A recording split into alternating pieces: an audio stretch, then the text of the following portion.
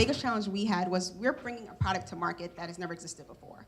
So that was hard. It's hard to get something that's not in the market to get traction with that. It's hard to get it developed.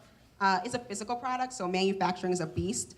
I never want to manufacture again, but now I'm stuck, so I will be manufacturing. But every day I wake up like I'm not manufacturing today. I'm not talking to China, I'm not doing it.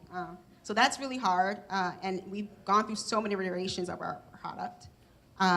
I think other than that, one thing I will say is that we had, and we still have a social mission, and we're very geared towards educating girls. It's the most important thing.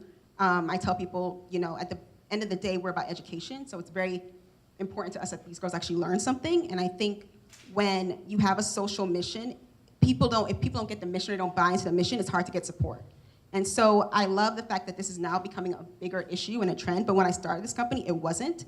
And it was really hard. I remember I would be pitching at business school and other places, and people were like, no, we want to do a running app. And I'm like, no, this is so important. And now it's this huge thing, but it was really hard in the beginning when people did not buy into the concept or didn't see the importance of it to get that kind of support. And so thankfully the trends have changed and now we have that, but it wasn't easy in the beginning. And so I'll say that whatever you do, even if it's not social business, people actually have to buy into what you're trying to do, the problem you're trying to solve, and they have to think it's important.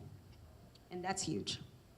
And you have to be the person that can say, okay, I have this mission that I want to reach, and I don't know shit about what I'm going to do to make this bracelet, because I've never been in manufacturing, I'm assuming. No. But I am going to figure it out. Yeah. So how did you figure it out? I'll be really honest. It was a lot of late nights Googling. The first bracelet I have a picture on my phone, I save it. The first bracelet that we had, we 3D printed it ourselves.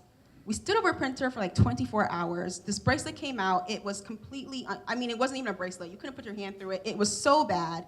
And I keep that picture because that wasn't even a year ago.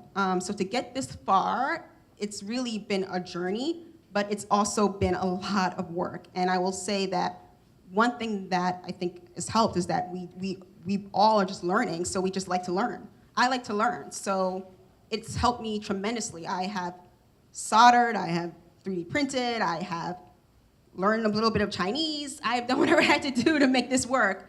And I think that's important. I also will say, especially as a woman, it's important to know every aspect of your business at least a little bit so that you can go into a room and negotiate correctly and understand what people are telling you, the timeline, et cetera. I would talk to an engineer and I know what it costs to build these parts. I know the timeline it should be because I've learned a little bit about it. Or I'll go to a developer and I'll say, look, this should be this or that. And I have a sense of how long it will take or how much I should be charged or what the work is really because I've just had my hands in all of it.